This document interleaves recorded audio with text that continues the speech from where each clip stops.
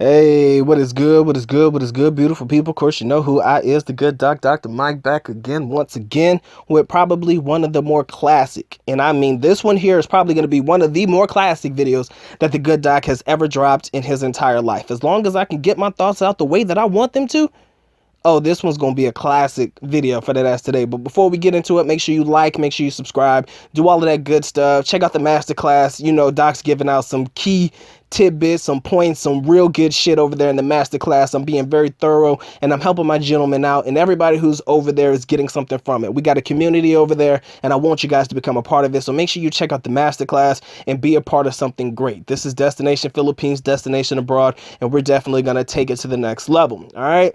All of my other stuff linked in the other description area below. Oh, we're going to get it in today. Get her to the States, and we're going to put her ass to work. I'm going to say that one more time. If you bring her to the States, you better be willing to put that ass to work, all right? Now, a lot of the gentlemen that I've noticed, and when I've talked to guys who talk about bringing their Filipinas to the United States, a lot of them bring them to the United States without a plan. You understand? Maybe they meet them, they like them. Okay, I want to get married. I want to bring her where I am. But okay, what happens when you bring her where you are without a plan? Or what is she going to do when she gets there? Okay, do you want her to be the housewife? Do you want her to do this? Make sure she stays at home, be a stay-at-home mom, blah, blah, blah, whoop-de-doo. Or do you want to put that ass to work? A lot of guys haven't figured that out. And if the guys have figured it out, the majority of them want them to stay at home. What happens when a Filipina stays at home? What happens when she has too much time on her hands? A lot of things can happen. The one thing that comes to mind is she gonna always think you cheating. And I say that to be funny, but I say that to be real. Filipinas have a little bit of a jealous side. If you're constantly busy at work, if she's aware of your coworkers and any of them happen to be attractive, she's probably going to think that you're cheating on her. That's why you're spending late nights at work, or you're grinding hard and doing what you have to do to make this money for the both of y'all. But when a Filipina has too much time on their hands, they start to get nosy, they start to dig through your shit, and they start to probably suspect that you're cheating.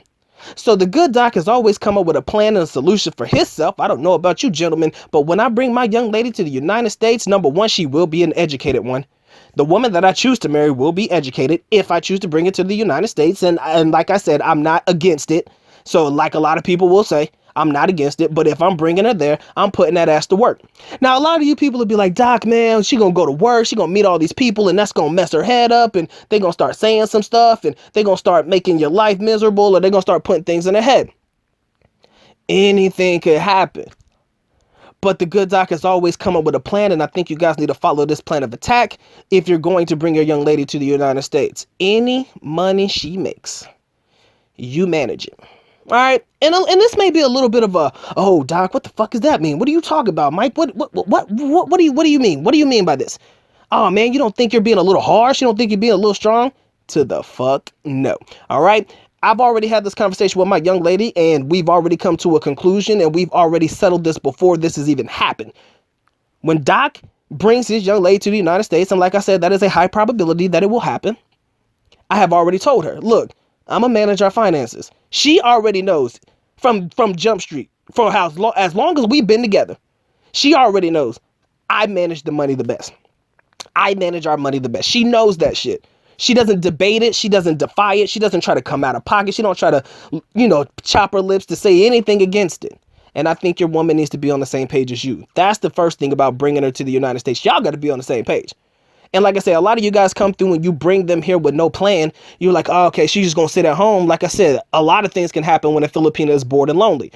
I'll say that again. A lot of things can happen when they're bored and lonely. And you're always grinding, making that money. And a lot of things can happen when you're not around. So you got to make sure you put her on the team and make sure that she feels like she is a part of the team. Make sure that she is doing her part. Like I said, if she's a nice little housewife, make sure she has things to keep her busy. I mean, if you wanted to clean up, do the grocery shopping, whatever it may be, keep her busy at all times. A bored and lonely Filipina is a dangerous one. And I say that to be funny, but I say that to be real. But if you're going to bring them to the United States, I suggest you put that ass to work. I mean, 2 checks has always been better than 1. Let me say that one more time. 2 checks have always been better than 1. I don't care if your young lady is a Starbucks barista. I don't care if she's bagging groceries at Food Lion, Kroger. I don't care if she's a Harris Teeter chick. I don't care if she's a greeter. I don't care if she's like the spokesperson or a greeter at your local Chili's or your local fast food or your sit down chain restaurant. Don't care what she does. Give her something to do. You have to. I mean, you paid all this money to bring her there to sit around and do nothing? Come on, man. Who you playing? Who you think you talking to right now? You brung your lady halfway around the world just to sit down and do nothing? If that was the case, you should have kept her ass where she was and moved to the Philippines. Feel me where I'm coming from. Feel me where I'm coming from. Now, a lot of you guys would be like, Doc, man, why bring them to the United States? All that money, man. You could just move to the Philippines. A lot of us, myself included, are not at that point in our lives where we are able to settle down, put in the 20 years, drop, get that pension, whatever it may be, Social Security, the whole nine, move to the United States, live a good life. We're not there yet. Can you imagine, honestly? Like I said, I got none but love for my young lady. You guys should know that by now. I've talked about it. I've preached about it. And I think that you guys should genuinely love your woman. And I think that you should treat her with some respect. You don't have to bend the knee and crumble and fold for her. But I think you need to give your woman the general respect she deserves and treat her like the queen that she is in your life. But let me tell you this. Do you think that queen is going to wait around for me to get my 20 years in for me to be able to move and comfortably move to the Philippines? I don't think so. Yes, ladies and gentlemen, the work that I do on my part-time, the work that I do right now, it is satisfying in the moment. It takes care of me in the moment. Keeps the pockets flush in the moment. I can't predict what's going to happen tomorrow. You understand? That's one thing I've told myself. I am not a foreseer of futures. I don't know my future. I feel it's bright. I really do. But at the moment, as we speak, and as this video was being made, I cannot personally see myself saying, you know what? I'm ready to quit the United States, and the money that I could earn there, I'm just saying I'm not able to safely say that I can quit the United States and the possible potential money that I can make there to move over to the Philippines and run it the way that I've been doing it. With nothing to fall back on. Doc's always been budget friendly. I'm good with what I do. But again, if I'm thinking long term and I'm thinking hindsight, my mind is telling me, Doc, pay the little money you need to bring her to the United States. Y'all work together as a tandem, work together as a team, building your United States USD financial fund, not your USD fund and her peso fund. Even though, young lady does pretty well with what she does, it's just not enough for us to both be sufficient. I don't want to just live in the Philippines, baby. I want to live in the Philippines. I don't just want to, let me say that one more time, or let me rephrase. I don't want to just survive in the Philippines. I want to live in the Philippines. And you know what that entails? That entails bringing in a sufficient amount of money every month to make sure that you and the young lady are taken care of. All right? That's what it entails. And realistically speaking, not everybody is at the level where they can earn said amount of money without getting you a nice little USD check from the United States of America. The United States is our home, ladies and gentlemen, for most of us, or your Western world or Western country that you come from. So this is where we need to bring our money. This is where we make the bulk of our cash. Like I said, not everybody's going to be a financial whiz. Not everybody's going to be good in the stock market. Not everybody's going to be good at online teaching. Not everybody's going to be good at online tutoring. Not everybody's going to be good at selling Bitcoin. Not everybody's going to be good at the shit that they try to preach to us on the internet, thinking that it's just going to be money falling from the fucking sky. Thinking from a realistic perspective. I look at where I am right now, and I look at where the majority of us are right now, and I think to myself, you know what? And if I want to put myself in a better financial situation, why not pay the money that it takes to bring her here, recoup it through making her work like a normal person, don't care what her job is, managing the funds, recouping that money, and having us build a life together in the United States. It's not as bad as people say it is. We've had the conversation, don't bring her to the United States, she's going to change. I got it. And to an extent, it can happen. Anything is possible. I want you to understand that anything is possible. But if you know your young lady, if you genuinely have a connection with her and you treat her and put her first when she needs to be put first, let me say that again. You treat her and put her first when she needs to come first. Not all the time. Sometimes you gotta be selfish. I get it. But at the moments when it counts for her to be put first, as long as you do that, that woman will be loyal. I wholeheartedly believe that. I think there will be some gentlemen that'll be like, Doc, you tripping. But as long as you put her first in the moments where she needs to be put first, I think that woman will forever be loyal to you. And again, I've seen successful relationships with Filipinas in the United States. I have seen bad relationships. And I try to pinpoint moments where these relationships went bad. You understand? I try to pinpoint that in my head when I'm talking and having these conversations with these gentlemen, through all of the, negative aspect that they had and all of the negative feelings that they have towards dating Filipinas and bringing them to the United States. I try to pinpoint where things went wrong. That way I can share it with you guys and try to help you figure out what you can avoid to at least, increase your odds of having a very successful relationship with a Filipina in your home country. Okay, so let me get back to it. Let me get back to where we are and let me get back to where we stand. If you're going to bring her to the United States, if you decided in your head, Doc, I'm ready, we've been together for long enough.